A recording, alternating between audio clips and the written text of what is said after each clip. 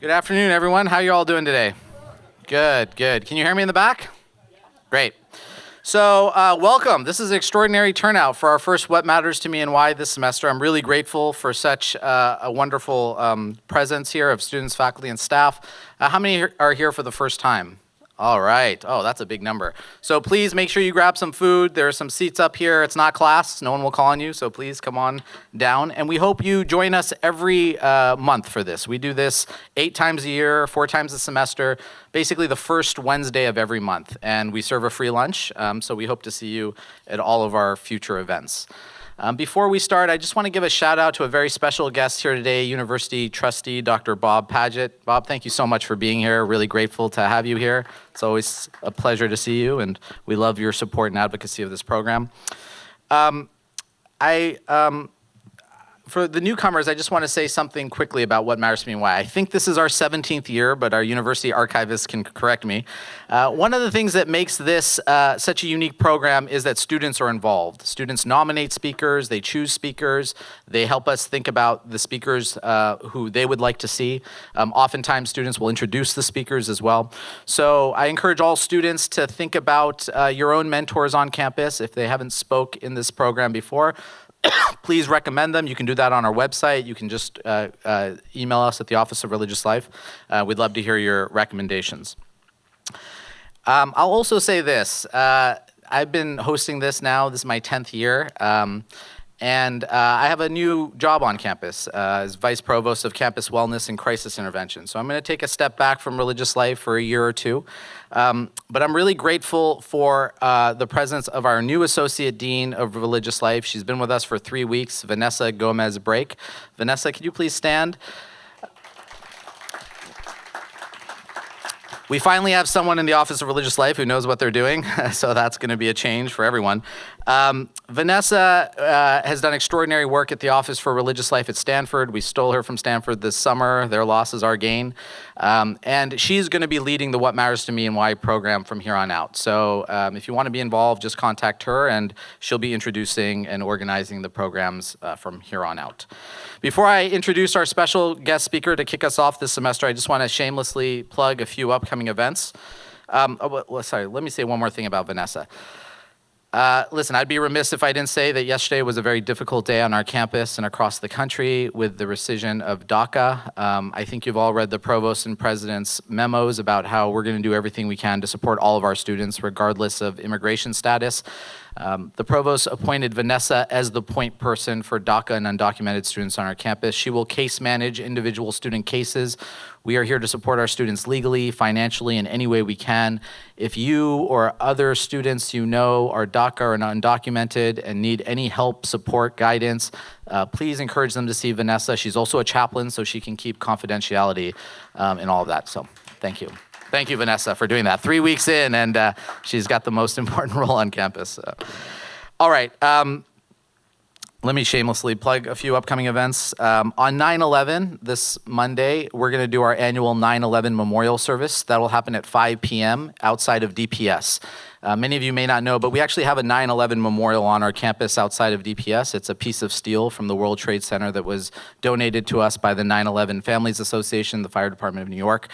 Every year on 9/11, we do a little ceremony to sort of reflect upon the significance of 9/11. I know many of our students don't remember 9/11. It makes me feel really old, but I still think it's an important opportunity for us to come together, honor our servicemen and women, our law enforcement, our firefighters, our ROTC students, and to really think about what it means to be American. And so I encourage all you to join us, 9/11 memorial service on September 11th, 5 p.m. outside of DPS.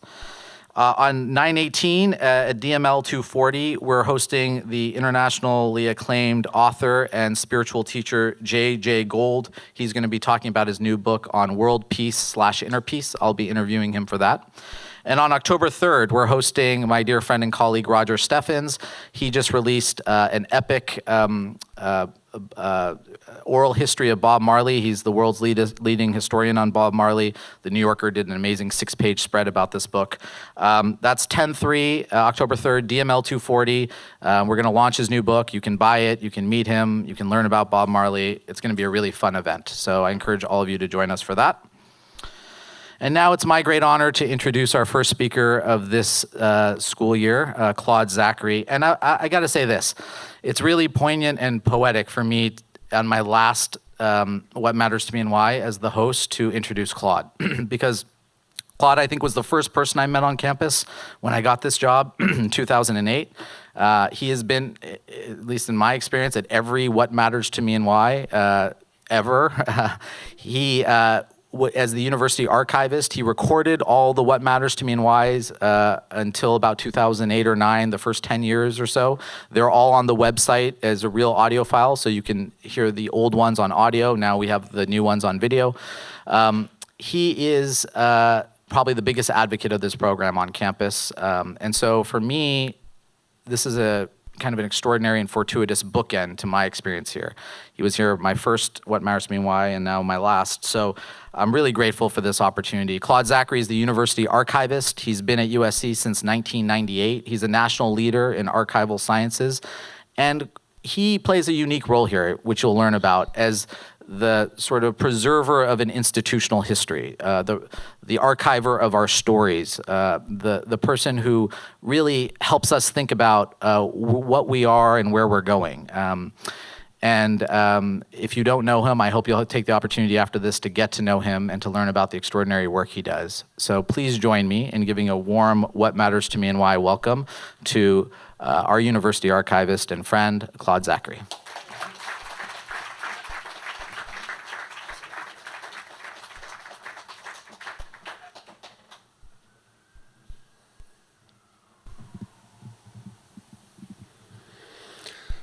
My goodness, this is quite an experience for me as well. I really thank Varun for inviting me to do this. As he said, on a kind of a meta level, what matters to me is an important part of what matters to me.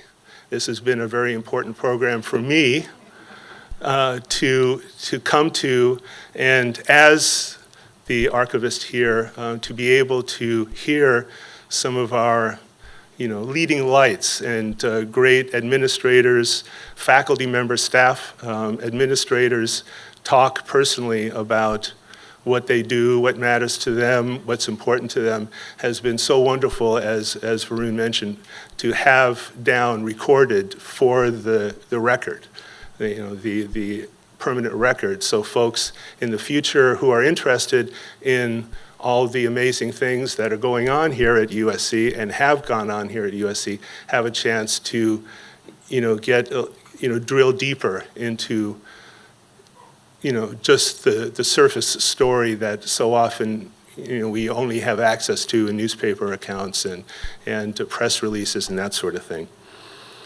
So as Varun mentioned, my duty as the university archivist here at USC is to preserve the institutional memory of this great institution, which is made up of its people, its faculty, staff, and students. So I'd like to tell you a little bit about my life journey and what has been important to me and what still is important to me, and then also what I do here at USC. I've had interesting sort of two parts of my life. I remember always listening to President Sample when he would give the commencement, his commencement talk, and talk about how graduates here at USC will be going out into the world and have not one career, but 2, 3, maybe 4, different careers. And so it's so important to have that broad education that so many of our, all of our students have been encouraged to receive while they're here, and be able to sample all of these wonderful opportunities, programs, schools that are available to them. So I've been really a very, very fortunate person in my life, I have to say. I'm a native Angelino. I was born at St. John's Hospital in Santa Monica, and I was born into a community of exiles, European exiles and emigres, mostly Jewish, to parents, my parents, narrowly escaped the Nazi regime and the Second World War. So my mother's family came from southern Germany and was able to leave just in 1939, just before the door closed, by having a sponsor here in Los Angeles to basically speak for them and say that they'll be taken care of and there won't be a financial drain on the city or the country.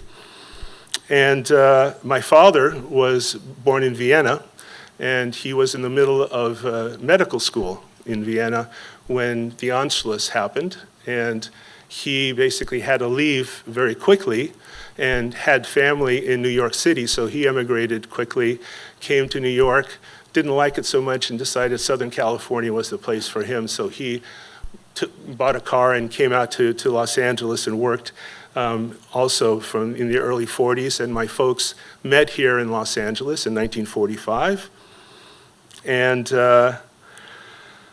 they married here, and after they got married and after the war, my father went back to Vienna in the late 40s to finish his degree because the schools here in this country wouldn't accept any of the work he had done in Austria. So he waited and went back and finished his degree, came back, became a resident at St. John's, where I was born, and then began a practice that he had for 40 years here in Southern California. So he was a big influence on me. I was very close with my folks. I kind of stayed close to home. My father was, again, Viennese, so he was just saturated by the culture, the musical culture, the artistic culture, theater, opera. He just loved the fine arts, and basically I absorbed all of that as well. He actually met and was involved with as I said, the emigre community, the Viennese community. He was one of the founders of a group called the Viennese Culture Club. And he met on an occasion Leon Feuchtwanger in his role as dealing with cultural events.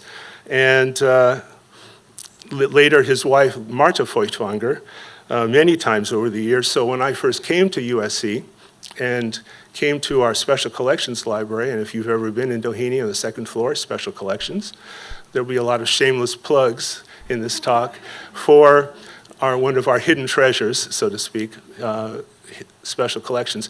Our main teaching room, meeting room is the Leon Feuchtwanger Library.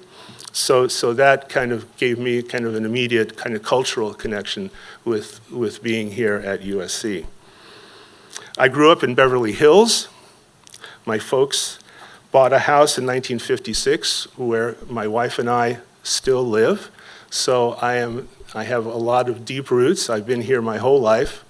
And I really feel a lot of connection, and I've watched Los Angeles change over the many years. I went through the Beverly Hills school system and high school, and basically without really knowing it, the atmosphere of the family really did have a lot of influence, I guess I could say.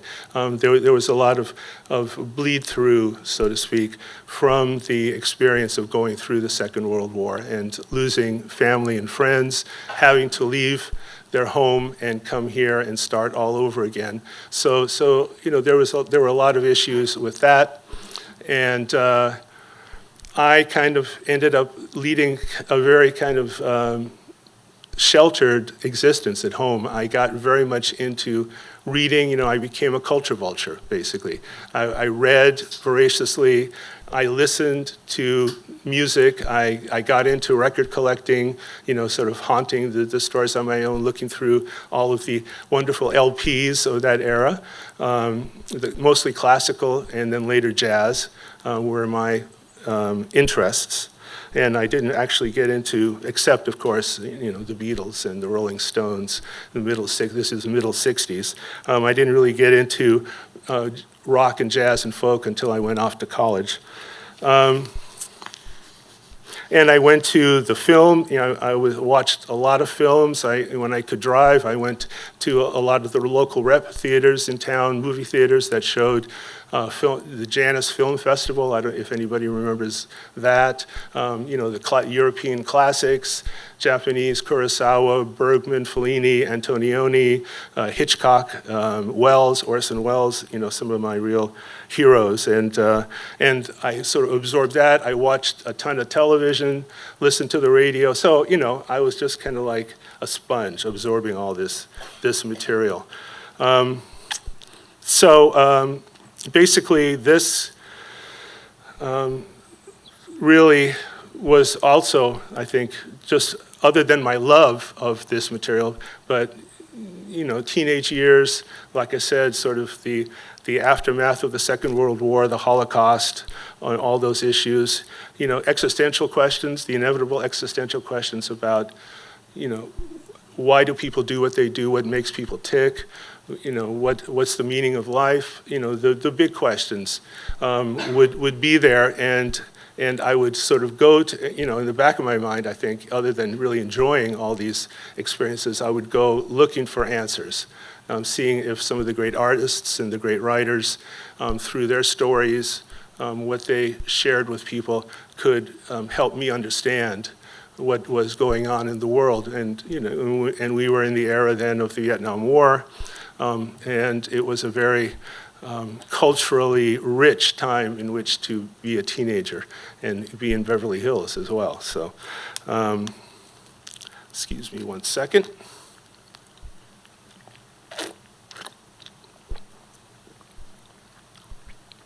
I had a little dental work done this morning, so I'm a little numb.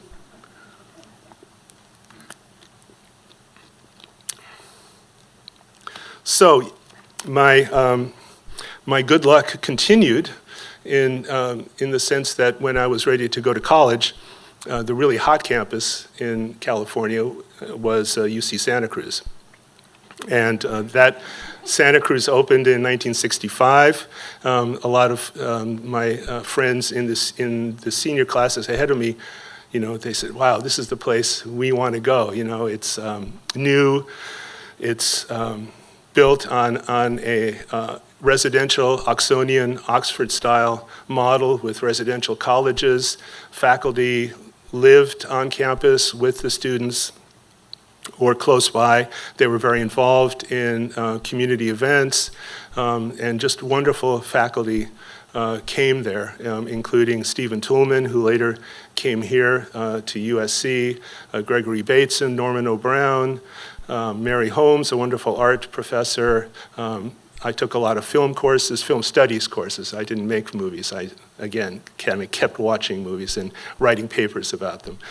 Tim Hunter, who has done some wonderful films and a lot of television work, was a professor of mine there as well. So it was a very exciting and rich time. So I decided to apply. I guess you realize that I actually got in, which was a wonderful event in my life. And so I was able to head up there in 1970, leave home, so sort of get out of the protective nest of Beverly Hills and get into another kind of really, again, very rich, active, and of course, it was the second wave of the summer of love and the hippie era and exploration, all kinds of exploration. And so I was just kind of like plunged into this somewhat unfamiliar world, and it was quite an experience.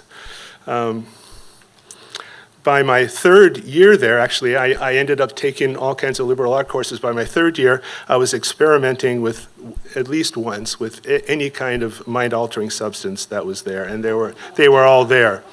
And basically, by the end of my time there, I had completely lost my ground, my frame of reference. It just completely opened my mind, but at the same time, I didn't have a way to really anchor that experience. So I basically spent the last year or so looking for a way to anchor the experiences that I'd had, really showing to me, my mind was out of control. I had gotten completely top-heavy. I was just in my mind. I wasn't in my body. I wasn't really relating straightforwardly to my environment and my friends and all that and around me. So Santa Cruz was also a hotbed of spiritual traditions. A lot of teachers and gurus came through Santa Cruz. Several lived there. A lot of Hindu teachers, Swami Muktananda, Sri Chinmoy, the Integral Yoga Institute taught yoga classes. So I went to all of those, sat with those folks, and received some hits of peace, oh, big mind. But the Hindu tradition didn't really attract me as much as the Buddhist tradition.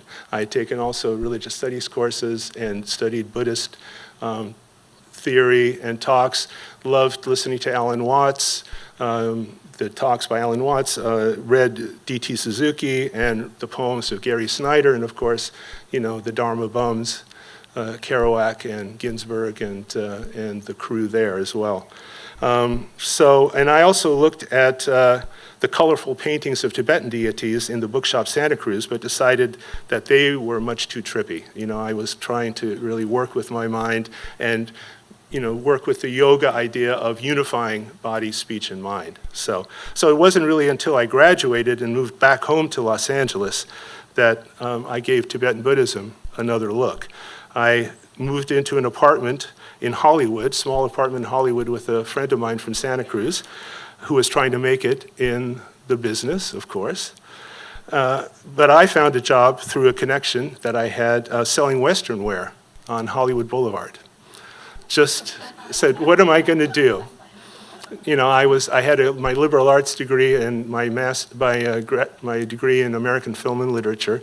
So I came back, I got offered a job selling Fry boots and Wrangler jeans, and this was right on the Hollywood Boulevard in the middle 70s. So that was quite a switch from that experience.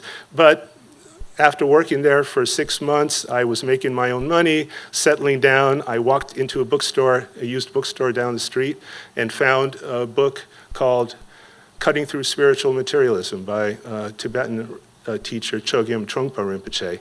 And I just looked at it and I said, I think maybe I'm ready to actually look into this. Maybe I'm a little bit more grounded, that I can maybe deal with this Tibetan stuff. So I picked it up, I took it home, and I connected, the words just spoke to me directly and deeply. The teachings spoke to my situation, my questioning in a completely direct, piercing, and humorous way. Basically, he said, he talked about cutting through the popular misconceptions of what was the search for spirituality and enlightenment, and basically laid out the realities of what people have to do to actually find some kind of spiritual path and travel it and make any kind of progress to waking up. So he said we need to find a qualified teacher, commit to a tradition with a lineage, a proven lineage, long-standing, that had results, had lots of people who had actually achieved the results, and the teachings have stood the test of time. So basically, the practice that I started with, was what is very similar to Zazen, is sitting meditation, working with the breath, mindfulness, and then growing into awareness practice. So that helps to really allow the mind to naturally settle down, which is what it really wants to do if we give it a chance. And it helps just kind of calm down and begin to actually have some space to relate with what is actually going on, rather than just what my projections were, what I thought was happening. Just allow myself to communicate more directly.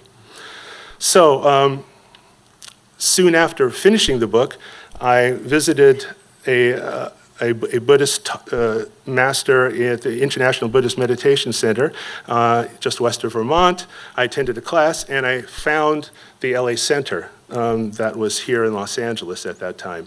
And I went in, got meditation instruction, and really had a real sense of home. This is the place that I wanted to work with. And it's proven correct. I've been there since 1976. I'm still involved with what's now called the Shambhala International Community, and it's been a very, obviously very important aspect of my life, helping me work with my own mind and then begin to be able to work with other people, help other people find their way and introduce meditation practice to lots of folks who have come into the Shambhala Center of Los Angeles.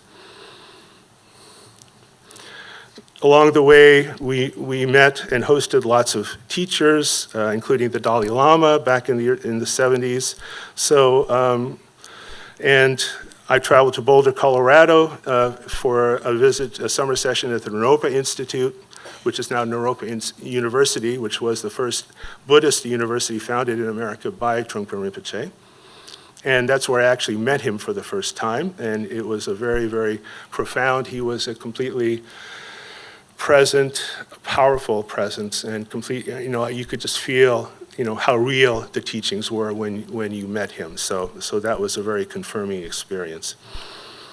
So basically, I ended up spending most of the next 20 years having my main focus working with this community, working with the teachings, going to retreats and practices, and getting jobs to support myself, clerical work, worked for the phone company, did lots of different things until I realized when I hit the age 40, I said, there's got to be a better way to make a living than just kind of like, doing clerical work. And so at that point, I went over to UCLA, one of the UCs where I was an alum, and went to the Career Planning Center and took their tests, because I couldn't quite figure out what the hell I was going to do. So I took the tests to find the work that would be most congruent with my values and personality, and the matches came up: musician, priest, and librarian. So I thought, yeah, well, that's true. These are the things I love. I knew I was too old to train to become a professional musician at that point. I wasn't looking to make money as a Buddhist teacher. So, remembering that my friends had often told me I'd make a great reference librarian because I had such a wide, if somewhat shallow, knowledge of so many different areas, because I also love to do research and read, I thought, that makes sense to me. Maybe I could become a sacred music archivist. Sort of bring all that together. And actually thinking more about it, I thought, God, it would be really wonderful to be an really get into archives, because that really deals with the whole universe of information, not only monographs, journals, databases, and all, but archives deal with papers, personal papers, audiovisual recordings, photographs, all the different forms that information can take. And perhaps I can bring my spiritual practice and do maybe not a sacred music archives, but maybe Buddhist archives at some point. So I thought maybe that would be something in the future, but I still haven't gotten there. So I ended up applying to UCLA and getting into the grad school over there. Became a student of the first archival student. My timing was perfect. They hired their first archival studies professor at exactly the same time that I got there, Ann Gilliland, and I became her graduate student assistant, took courses in archives, took a job processing Mayor Tom Bradley's papers, which were at UCLA, under the supervision of my mentor, Chuck Wilson. I also got a job at UCLA's Department of Special Collections and wrote, as my master's thesis, an early history of the department, focusing on the librarians who established and built that fantastic collection that's across town in Westwood. So as part of the internship program, to gain more hands-on experience, I was encouraged to come and meet with John Ahaus, who was at that point Assistant Director of Special Collections here at the Doheny Library. I had only visited USC with my father back in the 60s to attend some of the wonderful opera productions that happened in Bovard under the direction of Walter Duclos at the School of Music. So I wasn't very familiar with this campus at all. But coming to the Doheny Library for the first time, I was, of course, really impressed by the beautiful building that we have on campus, and walking up the steps, marble floors, stained glass windows, special collections upstairs with the wonderful, it was just a brand new refurbished Feuchtwanger Library when I got there in '96. So I really enjoyed, and as I said before, I felt a real connection with Feuchtwanger and being in the Feuchtwanger Library because of my family connection there, so it felt very homey. So I did a 5-month internship there. I really enjoyed working on the project and with the faculty and staff that were there. And at that time, the head of the department, Vicki Steele, came to me and said, the university archivist is retiring, and you should apply for that job. And I thought, right, I haven't graduated from my program. I'm getting hands-on experience, and then the thought of becoming the person in charge of dealing with preserving the institutional memory of all of USC seemed pretty overwhelming at the time. But she encouraged me to apply. I did. I thought it would be a great experience, and if nothing else, a great experience to have an interview. And I interviewed, and to my surprise, they actually hired me.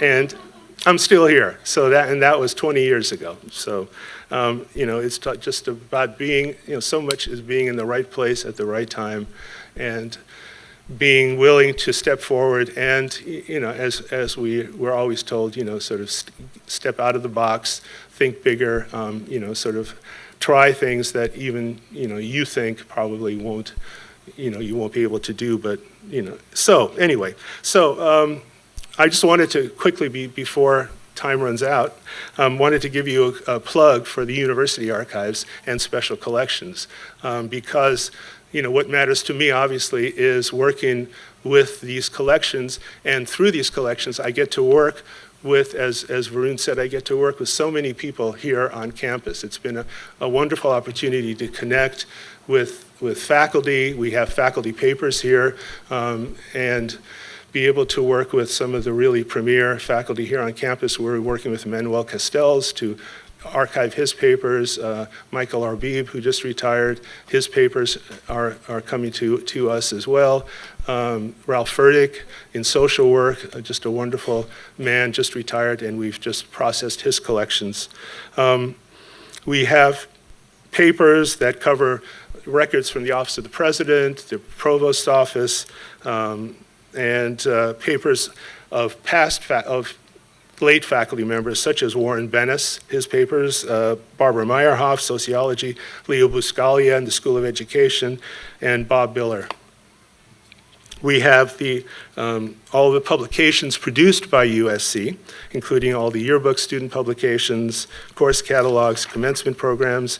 We have audiovisual recordings of concerts by the students and faculty of the Thornton School of Music, Visions and Voices programs, historical and oral histories about USC, including Bob Paget has been generous enough to share some of his memories about his time here at USC, and I got a chance to sit down with Elaine Leventhal before she passed as well to talk about her and her husband's time with USC and the School of Accounting. So we have wonderful scrapbooks from the first couple decades of the last century, put together by co-eds at that time, photographs, ephemera, all kinds of wonderful items, and of course our historical photographs, negative slides, digital files spanning 130 years of our history. So, the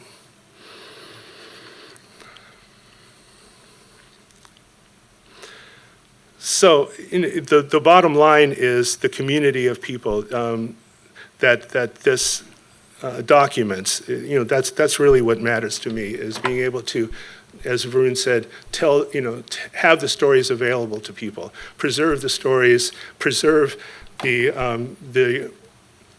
all of the activities that have been on campus here, that are on campus now, and hopefully that will be in the future, to actually help anybody who's interested in doing research, coming in and looking at these materials to be able to tell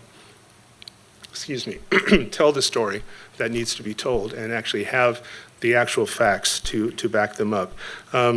There are other great collections in our libraries, the Exile and Emigre collections that are there, the Showa Visual History Archive. All of these speak very directly to my heart. The regional history collections telling about Los Angeles, where I've lived my whole life. And of course, the Cinematic Arts Library is a real treasure trove for cinema, television, all kinds of materials that have formed, sort of where I've spent a lot of my life, watching and learning about the world through those.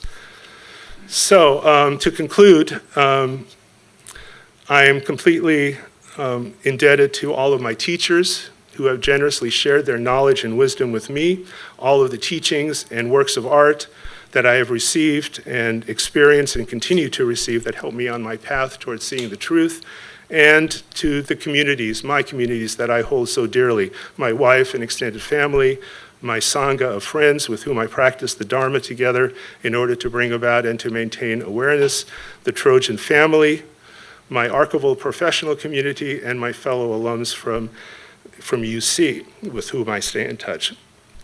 So you are all my fellow travelers on this path of life. So I am so grateful for all of this, and excuse me, and that you have allowed me to share this with you today. Thank you very much.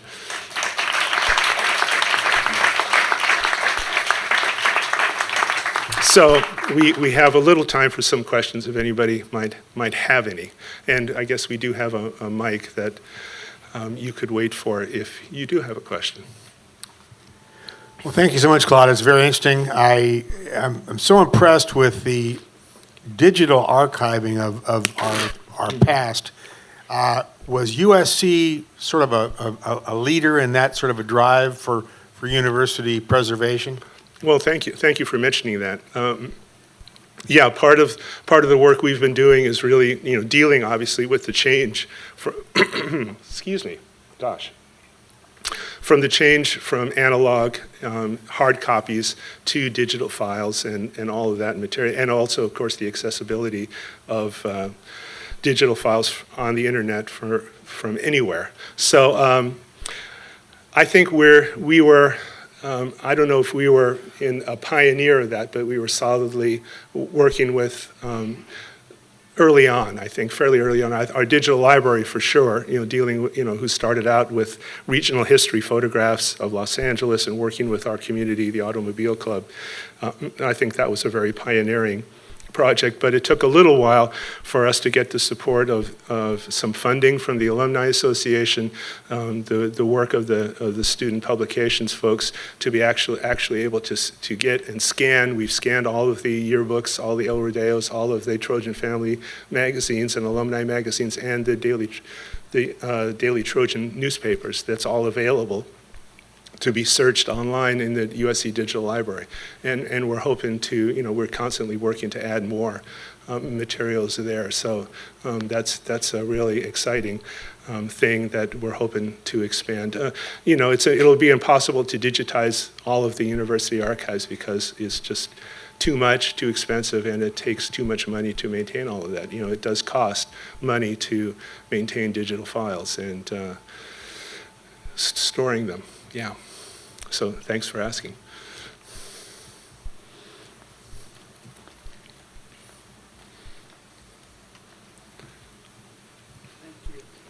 Thanks, Claude. This is a follow-up. Can you say just a bit, I know it's a huge issue, but just a bit about some of the problems in digital preservation and access that we'll be facing? Well, the main problems are, several actually. Not problems, but it may be issues, opportunities. The actual cost of the infrastructure to digitize all the materials in the first place, the cost to store all of the infrastructure to store the materials, the servers, hard drives, that sort of thing. which of course don't have an infinite life. It's not like you can print a book and put it in a fairly decent atmosphere and environment and keep it for hundreds of years. Basically, hard drives die, and they constantly need to be upgraded to the next iteration and the next great thing. And also the programs, if you're not careful, there are a lot of proprietary programs that these scanning software uses that provides files that can become unreadable within a few years if the software is upgraded or there's no retrospective conversion of documents into the new programs, like WordPerfect files from the 90s, or different types of databases. Really have to take, that all takes time to unpack. So lots of issues, and it does, it's expensive. Maintaining, even with under the best conditions, maintaining the servers and the electricity and the air conditioning and the infrastructure is very expensive.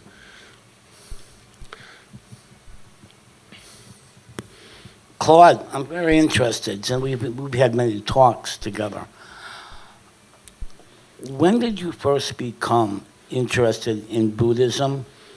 Was it from a philosophical or from a sociological or psychological perspective? Mm-hmm. Well, I think it was, first of all, from a combination of philosophical and psychological. I think any Buddhist teaching talks about what is waking up, what is enlightenment. What is it's a psychology. It is a psychology, actually. Buddhism, more than a religion per se, in my mind, is a philosophy and a psychology both, because God is not in the picture. It's a non-theistic tradition, so it's very much talking about. It has the two aspects. It has the teachings, the Dharma, the truth, as seen by the Buddha and the other enlightened people that followed him, that talks about how the mind works, how projection happens, what is the universe made of, the big picture, and then there's also the practice, the skillful means of how do we sit and what techniques can we use to actually allow our minds to re-experience, our mind experiences its own basic nature, its own awakeness, because our minds are naturally, fundamentally awake, and we just end up through, causes and conditions obscuring that through our busy mental activity. So that's basically what got me some books, and then teachings, reading books, and then meeting my teacher and actually getting a practice to put this into action. That was the.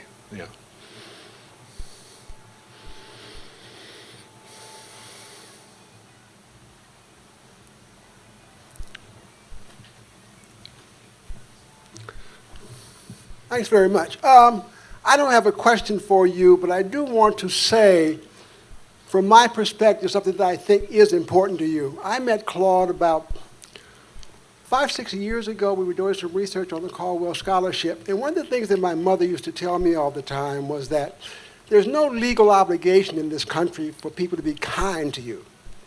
And Claude was kind. So she said, whenever you find the kindness, latch onto it with your life and never let it go. So Claude and I have become really terrific friends. It's always wonderful to see him.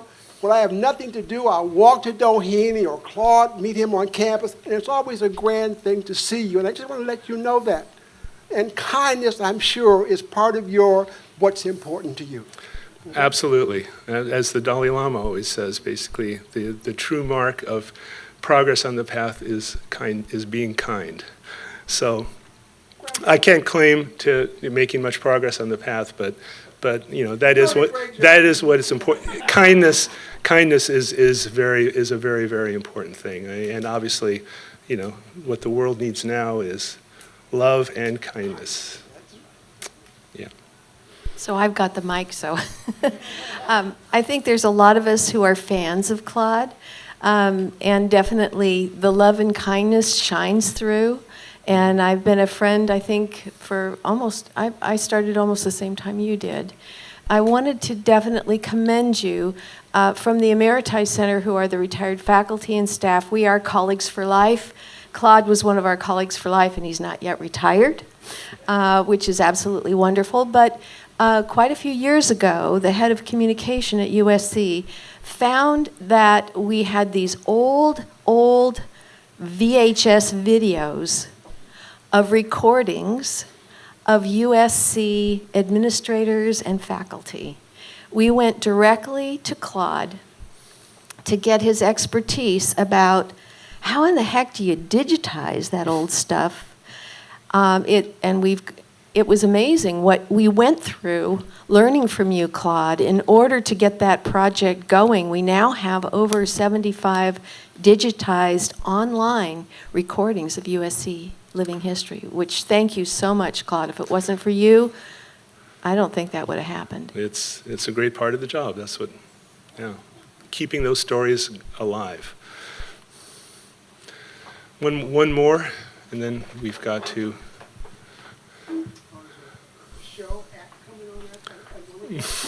Oh, hi, Claude. Hey, Sandra. You remember me? I went to UCLA Library School with you, Yep. and congratulations on an amazing presentation. Oh, thank you. And career.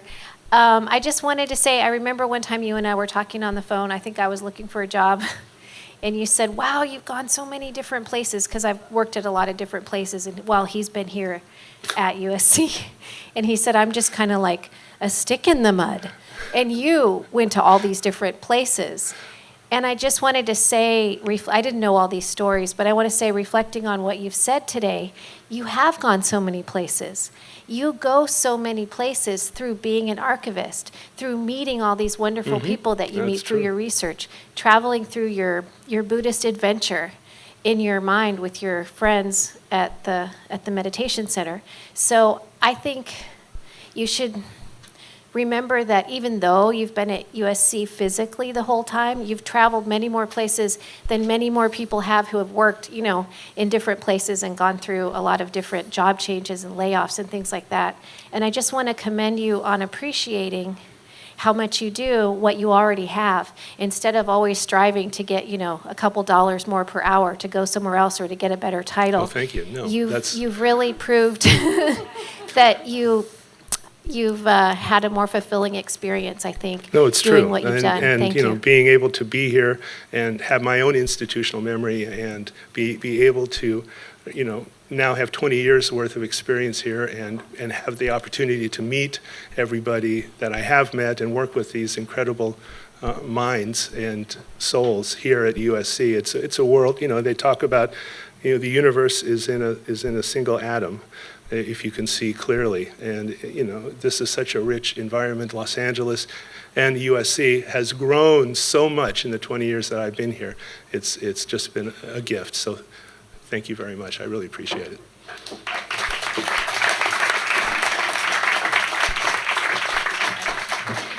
Well, on behalf of the Office of Religious Life here at USC, we want to thank you, Claude Zachary, for sharing your story, everything from mind-altering drugs to Western wear.